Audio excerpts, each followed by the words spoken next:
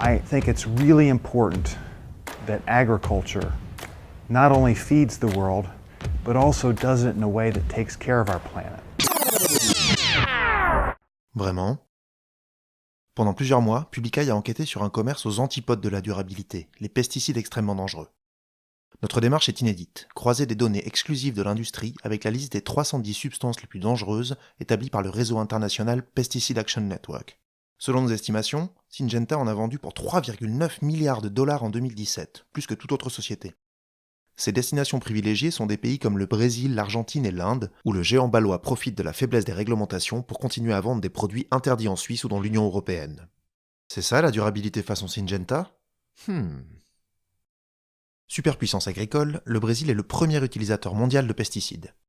C'est aussi le principal marché de Syngenta.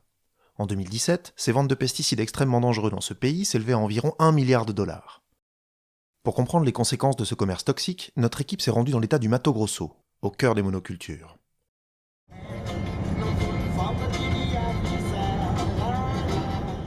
Première étape de notre voyage, la capitale, Cuiabá, où nous rencontrons Antonio Lemos Correa. Cet ancien travailleur agricole nous raconte l'histoire de sa fille de 5 ans, Emanueli, atteinte du spina bifida. Antonio est convaincu que les pesticides sont à l'origine de la malformation congénitale dont souffre la petite. Selon lui, les cas de spina bifida ont beaucoup augmenté ces dernières années dans les régions d'agriculture intensive. Il connaît plus de 10 cas rien que dans le village où il habitait lorsque sa fille est née. Comme d'autres, Antonio se bat pour que ce lien soit reconnu. Mais l'omerta règne dans cette région où les barons de l'agro-industrie sont tout-puissants. Nous rencontrons aussi Elisangela Silva dos Anjos et son fils Kalebi, 5 ans, atteint d'une leucémie. Sa famille vivait tout près d'une plantation de coton à l'époque de sa grossesse. Comme Antonio, Elisangela est certaine que les pesticides sont responsables de la maladie de son fils. Mais personne n'ose en parler, nous dit-elle. Un homme, pourtant, a beaucoup à dire sur le lien entre l'utilisation massive de pesticides et des taux très élevés de malformations congénitales et de cancer. Il s'agit du Dr Pignati, qui mène depuis des années des recherches sur cette problématique au Mato Grosso. Intoxicação aguda por agrotóxicos. Onde é que ocorre mais? É justamente nas regiões que mais produzem no Mato Grosso. Mais produzem o quê? Soja, milho, algodão, né? Nessas 4 regiões a incidência, né, de intoxicação aguda é 3 e alguns municípios 4 e outros 5 vezes maior do que os outros municípios que não usam agrotóxicos. Câncer infanto-juvenil, a mesma coisa, e malformação congênita, né, também da mesma maneira, né, que é 4, 5, tem município que é 10 vezes maior.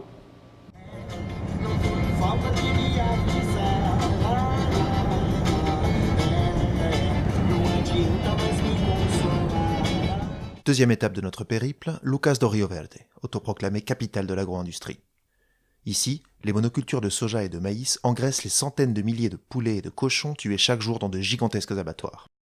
L'utilisation exponentielle de pesticides dans les champs pousse les insectes à envahir la ville. L'infestation empire chaque année. Les giratoires et les espaces verts doivent être traités, comme nous l'explique un employé de la mairie. Dans son bidon, de l'NGO-Pleno de Syngenta, un cocktail de pesticides dangereux pouvant entraîner une irritation aiguë des voies respiratoires, de la peau et des yeux. Ses mains et ses poignets sont couverts de taches claires. Cette dépigmentation est causée par le veneno, nous dit-il, le poison. Nous rencontrons aussi Darino da Silva, un travailleur agricole qui nous parle avec nostalgie d'une époque où la nature était encore foisonnante. Sa maison était alors entourée d'une épaisse forêt. Aujourd'hui, seuls les champs s'étendent à perte de vue et les animaux sauvages ont disparu. Aux abords de la ville, la visite d'un centre de tri d'emballage vide nous donne une idée de la quantité hallucinante de pesticides épandus dans la région. Des milliers de bidons, dont beaucoup portent le logo de Syngenta et la marque Gramoxone. Il s'agit du paraquat, l'un des pesticides les plus toxiques au monde. Dans plusieurs magasins, on nous confirme que les affaires marchent du tonnerre pour Syngenta. Parmi ses meilleures ventes au Mato Grosso, le glyphosate, classé cancérogène probable, et l'atrazine, qui perturbe le système hormonal. Nous reprenons la route direction Sinop, autre pôle de l'agro-industrie. En chemin, nous nous arrêtons pour rencontrer Antonio Carlo da Silva, un pilote qui épand des pesticides par avion. Il nous explique que les quantités de pesticides utilisés ont explosé ces 15 dernières années car les insectes ont développé des résistances. Pendant qu'Antonio nous offre une démonstration aérienne, nous parlons avec Ney. Son rôle, mélanger le poison selon ses propres termes. Ney ne porte pas de masque malgré la forte odeur âcre qui se dégage des bidons. Il a parfois des quintes de toux et de la peine à respirer, mais cela fait partie du métier, nous dit-il. Nous arrivons à Sinop. Brutal, rustique et systématique, le slogan de la campagne présidentielle de Jair Bolsonaro que nous apercevons ici à maintes reprises pourrait s'appliquer à cette ville inhospitalière. Nous y rencontrons João de Deus da Silva Filho, un biologiste qui travaille pour le ministère de la Santé et qui refuse de se taire face aux conséquences sanitaires dramatiques des pesticides. Não, a gente observa o avanço das doenças e a gente relaciona com a aplicação de produtos. Para a gente fazer essa relação das doenças, a gente não está falando à toa. A gente trabalha com alguns indicadores que tem. O problema é que a gente está num ambiente dominado pelo agronegócio e que você tem dificuldade de falar isso. E nós temos também poucas pesquisas. João nous emmène près de la rivière Telespires, qui était autrefois un territoire autochtone. Aujourd'hui, la forêt a été décimée au profit des monocultures et les pesticides polluent la rivière. Depuis l'arrivée au pouvoir de Jair Bolsonaro, très proche de l'agro-industrie, les terres consacrées à la culture intensive s'étendent à un rythme effréné. 166 nouveaux pesticides ont été autorisés depuis janvier et les pressions pour affaiblir encore les réglementations sont plus fortes que jamais. Mais des voix critiques se font entendre. En collaboration avec les journalistes de Reporter Brasil, Publicae a mis en lumière la contamination de l'eau potable à un cocktail de pesticides dont les effets à long terme sont inconnus. Ces révélations font scandale et suscitent des débats au niveau politique.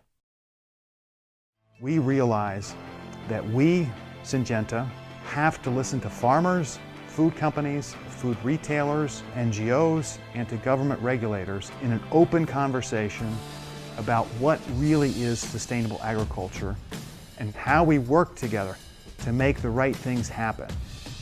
We're going to take that listening and turn it into commitments and continue to help make the world a better place for our children, our grandchildren, and countless generations to come. Les pesticides extrêmement dangereux sont une bombe à retardement. Si Syngenta veut vraiment protéger les générations à venir, elle doit mettre un terme à ce commerce illégitime et néfaste.